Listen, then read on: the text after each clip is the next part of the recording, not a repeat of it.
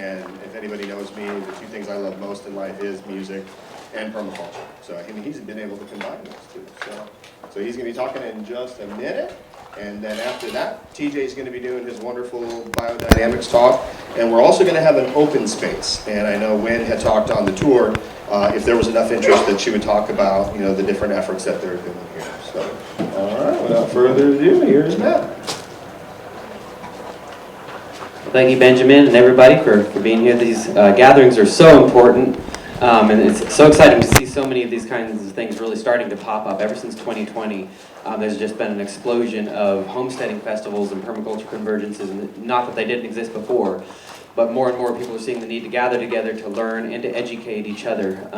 We do a festival in Hickman County where I live, which is more Middle Tennessee, called Back to the Land Festival, and it's a similar idea. And what I really like about these gatherings is you'll notice there will be levels of expertise where you might have a speaker or a demonstrator who is an OG permaculture organic farmer that they've been doing it for 40 years, they were the first in the 70s to go do it. And then you'll see people who've really only been at it for a few years, but they have one area of expertise. They've gotten really good at water catchment systems or composting or some such thing.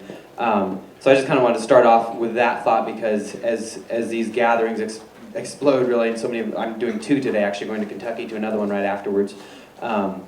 It's so critical that we are all starting to share information, because we're all learning to do this in a changing environment, a changing setting where economically things are changing. Things are changing so fast with land prices. Climate is of course always changing, always has been and always will be. And there's so many changes occurring, and technology is changing so fast that our ability to get together and come up with how do we actually become self-sufficient and sustainable and regenerative really quickly. It requires us to both listen and learn, which everyone is here to do, but also to teach. So as soon as you feel like you have some competency in an area, when you really feel like, okay, I can really keep bees alive pretty well without a lot of inputs, or I've just gotten really good at building fencing and I have some knowledge to share. That's really important. So just want to start off with that note, that love what's happening here and love seeing all this. As Ben said, my name is Matt Hundley. I'm a homestead designer. My wife and I have a company called Tennessee Homestead Design. It's very similar to what Carrie does. It's what a lot of permaculture people do, is they become permaculture designers. And so they go onto farms, they go onto properties, they go into businesses and help them design self-sufficient regenerative systems. So it's kind of a little bit of an oxymoron to have the topic of teaching homestead design or talking about homestead design at a permaculture convergence, because permaculture is that. It is, if you study permaculture, it will teach you how to design your homestead. Now, it won't teach you to avoid every mistake, it won't teach you to precisely every system to use in your context, but those 12 permaculture principles, they really teach you how to decision make as you sit and figure out whether you're on a property like this or you're on a quarter acre. Observe and interact applies across the board, and integrate rather than separate systems. As you see, like, the animal systems here integrated, they're creating compost on a lot of systems that would go then move into our garden systems and our silvopasture systems, our perennials.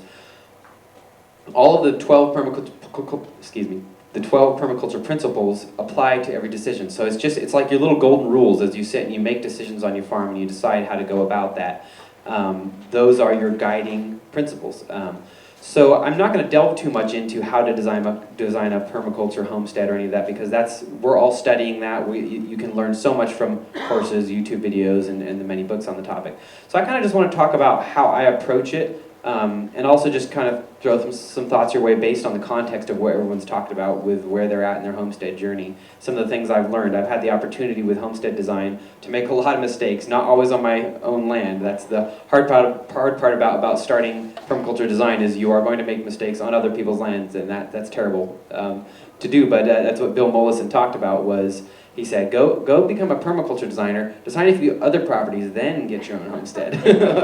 Let somebody else absorb your mistakes. But my wife and I have done both. We've also lived with our mistakes. So I kind of just wanted to talk about some Tennessee specific stuff, some big acreage, small acreage stuff, since we have people on every spectrum of acreage right now. I wanted to start with the watershed thing, because that's kind of the first thing you're looking at, one of the very first things. One of our big important principles is catching and storing energy. Water is energy. It takes a lot of systems on our earth to get that water to our site, and that is energy. You can think in simple terms, a hydroelectric dam captures water, it stops it, holds it, stores it, and then lets out and it captures that energy. But a tree also is, let's say you have a swale or a pond, it's catching and stopping that water, and it's going into your tree, and it's creating more production of mulch, of timber, of fruit, of nuts, of whatever that tree is producing. As well as shade. That's an actual asset on your farm too, just like they talked about with the trees along here with that experiment. So when the watershed question that was asked at the circle is so important. And so somebody mentioned that they're nesting, like we're all in the same watershed. We're in the Atlantic Ocean watershed. That's where all our water is leaving. And then we're also all in that Mississippi watershed. That's where all of our waterways are going to end up. And then you kind of follow your tributaries back and find out what watershed you're in. But the way I would propose everyone thinks about your property as you sit and you start to design your systems is my watershed for my wife and I, our first watershed is the Hollow Top Farms watershed. The top of our property to the bottom of our property. That's the first nesting doll in the watersheds that we think about. So when we plan out where are we going to put our home, where are we going to be putting our outbuildings, our animal infrastructure, our gardens, our trees, where's the highest point on the land, where is there water already, how can I store it, how can I use it, where am I going to be able to use it, if I capture it in a pond at the top of the property, how far down am I going to have to go in order to have gravity feed for my systems. All of these things play into effect. So whether you're on a property of this size or you're on a quarter-acre urban lot, it doesn't matter. It's the same concept across the board. Where's my water at? For many of this, and I know Carrie does a lot of the urban kind of agriculture. So a lot of times, the beginning of your watershed is a roof.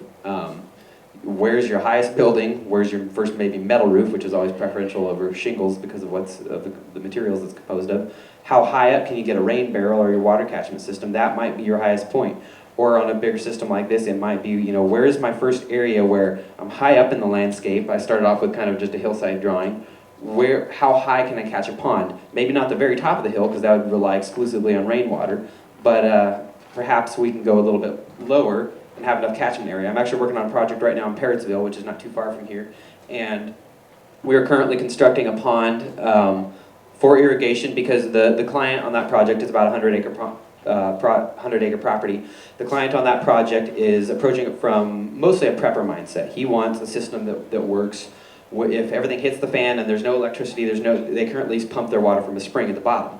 So even though this guy, he has the budget for solar, he's doing solar, and he can use solar to pump the water from the spring, solar systems will eventually break down in his scenario too. You're not going to be able to buy panels and maintain them forever, or in a tumultuous environment, that would be a target if people were wanting to stop your farm production or harm your homestead in any way.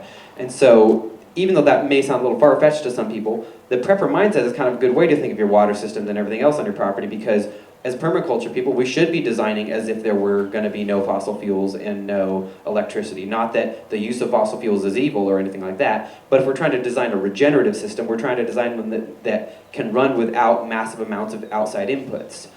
So that's why, all that to say, it's a really helpful way to think on this property. So what we're doing is, most of their farm is down at the bottom of the property, because of course that's going to be close to the water.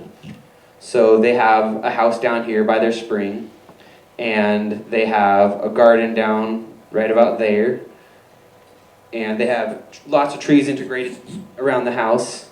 There's our garden, a lot of trees, and animal systems throughout. They have animals up on top of this hill, grazing ruminants, and of course our chicken and small poultry kind of things down here. So for his context, he said, we want a system that works without electricity, that works without even our solar panels. So we had to do a pond. That was just simply the only option. I drew this a little bit wrong, actually, because it backs up to the Cherokee National Forest. So it's got Meadow Creek Mountain, a big mountain that just keeps going way up behind the property, like a mile past the property. So it means we have a lot of good catchment area. So what we did was, we're digging a pit pond right here, and it captures all of that water. And then we have underground lines that come up here about at the garden, just spigots. They continue throughout the system. There's a few more spigots for the animal agriculture. And then it actually connects to the spring, because they have a spring house. And they can also, while we do have the luxury of power, pump water up to this pond while, as long as especially that kind of acts as a battery. So he's got his solar panels here, and that acts as a battery. He doesn't need an inverter, he doesn't need batteries. They can simply pump that water up to the pond when the sun's shining, and when the sun's not shining, well, we've just stored more water. So if we're having drainage issues or catchment issues, if we're not getting enough water in the pond, we have a second way to keep it full. So all of that to say, let's say I was dealing with a client with a smaller budget, and all they own is this. This is more like my context. My wife and I have a dry hillside of 4 acres. Well, then this is our catchment area right here. And we're going to be putting, as high as we can, a water catchment tank, and that's going to feed down to our systems, to our animals, and to our all of our vegetable and tree production, and then continue on its way to the waterway. So what our goal is when we approach a homestead design is, first of all, where do we catch water, and how do we miser every drop of that? How do we keep that on the property? Whether that's putting it in a tank, putting it in a pond, putting it in a swale, which is, of course is basically a ditch just dug on contour to catch everything, every bit of sediment and water coming down the hillside, sink it, and then we pull it up in the roots of plants and use it. Or can we do tree agriculture? Can our animals take this water? So we're misering water the whole way down. So that defines, especially if we're building a homestead from scratch, that's going to define where we place our infrastructure. Typically in Tennessee, we tend to develop a lot of things pretty poorly. We have our hillside and our valley down below, and it's real easy to build roads on top of these ridges. They don't freeze as much. That makes a lot of sense for other reasons, but then we build our house there too, because it's also relatively level. It's a little bit easier to access, and you got what in Tennessee would be your holler down here. If possible, though, it would generally, in most contexts, be much better to put it down here, where we can catch our water up here somehow and feed it down, or we're going to have our springs and water down there. But that's not going to fit every context. It didn't fit ours. On our property, it's kind of like this, but this holler is real steep. So there's no way to put a house down there, and there's not much really agriculture we can do down in that holler. So we are stuck on top of this dry hillside. So water catchment is what we do, and we base everything downhill from there. So that's just a big important principle when I walk onto a site. The first thing, and I presume Carrie kind of does the same thing, is like, where's the water at? As Bill Molson said, like, you generally, when you're a permaculture designer, you know the basics of your design by the time you've left like the road turning onto the farm, and by the time you park. Like, the rest is semantics, but you're like, okay, the water's there, a flattish area is right there, that place can only have trees, that place is already forest, and we don't want to mess with it. So most of that's already determined. So from there, as you are figuring out, and of course most of us already are moving onto a site that has a house. We don't all have the luxury of raw land. But regardless of that, once you've figured out, okay, I'm going to place the house here and the animals here because this is where the water is, and all of you look at all of the other factors, you know, do I want to put a noisy chicken barn right next to all of my neighbors? Maybe not. When you've looked at all of those factors, the next thing that really matters is your workflow. That's why I really like seeing this setting, you know, because workflow is everything when you get onto a bigger project, but also a smaller one. If we don't have a system designed to be very, very manageable every day, that's where your time goes. And most of us that have started homesteading, whether a month or 10 years, we've all felt that feeling of, I am drowning. I cannot get I know what I need to do, but all my systems are a mess. Everything's falling apart. I cannot find time trying to work a job, trying to do all of the other things required of me and make this farm run, and our time is just disappearing. And there's no magic solution. we're in a get-rich culture, so we look for that magic solution, but there is none. It's, where can I find 3 more minutes in my day, 5 more minutes, 10 more minutes? Where can I build time efficiency into my system? And so a lot of that comes down to your layout and your infrastructure. Can your watering of your animals be made any more passive? Can we do a stop tank off of the roof? Can we have a pond for our animals? Can we remove that chore entirely? If not, can we make it more efficient? Right now with my chickens, I'm working on a system where you run a PVC pipe from your water source, and then you have these little things they peck. It fills up this little bowl, and they drink their water from there. It's very efficient, and I just have to clean it every once in a while and maintain it. So I just saved myself that trip with the hose right there, a couple more minutes. My feeding system, I still have to bring in grains for my birds. As we heard out here, birds are going to get maybe 25% of their protein from a pasture, so you're going to generally be bringing in grains or developing systems where you're eventually feeding from the property, but you're basically just going to be growing grains for them. So all that to say, with a lot of animals, you're going to need feed, you're going to need hay. So how close can we store that? How can we integrate that with easy access to back our vehicle up and make loading and unloading that as easy as possible? And then how do we make the distribution of it as easy as possible. I'm currently working on a barn for our goats and chickens with a center aisleway, and the idea is we have our barrels of feed in the center, and everything is just tossed out to the side. So it also keeps everything under cover, so we're just making our feeding in the morning a little bit more efficient. One area where many of us make our biggest mistake is with our gardens. We start off most of the time too big. I'll say that and I'll go out and start a garden that's too big. And then it's exponentially harder. It's not just bigger because it's not just more work and more time because it's bigger. What happens is it gets away from us during a busy week or two. Suddenly it's a mess of weeds. We didn't get our mulching done during the winter either. Couldn't source enough mulch. We all know about no-till gardening, but actually go try to find the mulch at an affordable rate is a whole nother thing. So we start too big and it gets away from us. And then what we're getting is so much less square foot than we could have gotten if we just started with a smaller garden and gone more intensive, built the soil up intensively. Because it's exponentially easier when suddenly you've been able to build up a small amount of soil. Suddenly when you have weeds, they fall out. It's a whole different ballgame when you're weeding. What was 20 seconds of pulling on that weed is now half a second. It falls right out. So thinking of that, and then thinking about the workflow of I'm going to need tons of compost and manure in my garden system and in my fruit trees and everything else I'm trying to do. So where is my chicken housing or my animal housing in proximity to the garden? And where is my carbon, such as my wood chips, in proximity to the garden and the other places I want to use it? So generally, if I'm walking onto a 100-acre property, 90% of the homestead design is going to happen around 1 acre. It's going to be like how close, now, if you're dealing with cattle, it's a little bit different when you get into big ruminants, but still, how close can we get them? How interconnected can we make everything? On my small acreage, it means, okay, as we heard, those wood chip guys don't like they're not going to come unless you have great, easy access. So my wood chips have to go at one spot on the property, and that kind of defined a lot because it's a big part of my system on small acreages. I need my carbon. We're doing a lot of market garden type stuff. So where can I drop off that carbon and then put my animal housing, do water catchment off that, have it high up on the hill? How can I make that an easy walk from the house? How can I have a sight line to my birds so when a dog or a fox is trying to break into the coop, I can see and hear it, but not so close that I'm getting smells and everything like that.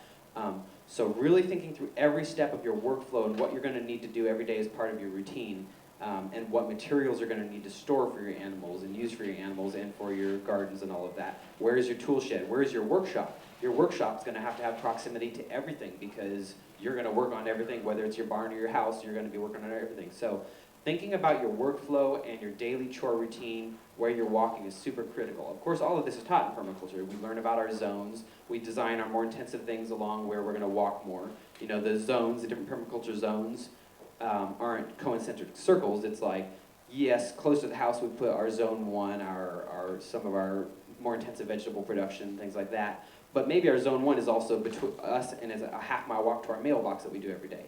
All of that might be our zone 1 because we do that walk every day. And so those are just the two biggest things that I'm thinking about when I roll into a site, whether it's on my own property, one of my own projects, or for a client. Where's our water? That's more important than anything, because as you've seen here, this farm was much more barren, and now it's much less barren. It's producing much more per acre, per square foot than it was before. There's almost infinite room for adding more food production without adding space. Like, for example, if we plant a fruit tree, we've just extended our farm downwards by 30 feet with those roots. Now we're accessing soil, like we've actually gone in a third dimension with our farm. We've grown that way. In a small urban kind of context, of course, you're going to do a lot of vertical gardening. You're going to go up. You're going to do beans. You're going to do trellising. You're going to capture a lot of that vertical space. It's easy to expand that way, but you can't really expand much past how much water you can get. We've learned that very much the hard way on our farm. Being on a dry hillside has been a very good experience because you're very limited in what you can do. You can't do a market garden farm if you don't have a bunch of water. We're on county water there. We don't have a well. We don't have.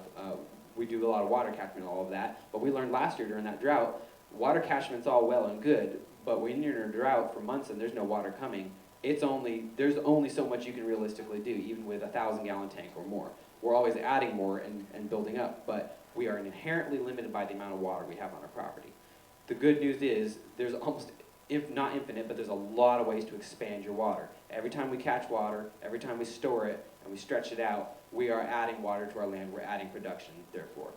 And then everything else we do to build our soil and create more soil infiltration, every bit of improvement we make in our soil also adds water to the land because, once again, we're capturing and storing it. If you like go to a parking lot, that's the perfect example of bad soil, it's rock, or go to a place that's really degraded and it's just bare dirt, go to a stockyard and pour a gallon of water and watch what happens. That water is gonna go over everything, and then it's gonna go downhill as quickly as it can and wash away off the property. In a really healthy, no-till garden, go dump a gallon of water and it's gonna go straight into the garden. Or if you put water into a cow, that cow is holding and storing that water, and then you process it and turn it into beef, and that water turned into beef. That's where, of course, we have the nutrients and all of that, and the photosynthesis that plays into creating our meat and our vegetables. But water is a big component of it. So misering water, and then using water, and building your soil, building catchment, just holding on to that and using it as much as you can on your land is crucial to designing your homestead right.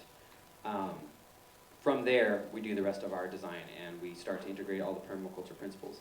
So with about 10 minutes left, I'm not going to do just a full, because again, permaculture is the homestead design science. That's what we need to do, is study that more, study case studies, go out and make mistakes. So I kind of actually just want to go a little bit into just some lessons learned and things like that, and more specific stuff, especially the economic stuff. This is so important for all of us, even on a homestead scale, to see a commercial operation, because we need to think in commercial terms, or we're not thinking right. Yes, fiat currency is only one means of currency. In permaculture, it's very common to talk about the other forms of currency, which are just as real, and maybe better, because they don't hyperinflate, than fiat currency. So social capital is real capital. That's real money. When you build neighbors that will show up and build you a greenhouse, or restore it, like we just had a friend where their barn burnt down. All of the we had a homesteading group in our county, and everybody showed up, and they had a new barn built within about 2 weeks. And that was the difference between them having to, what were they going to do with their milk cows? And that was their food supply. They really depended on it. So could you have even replaced that by being financially wealthy? No. I'm working for wealthy clients right now, and they can't get people on their land. They can't get contractors. So this lower income family has more real assets and they can actually execute their farm better than somebody with a lot of fiat currency.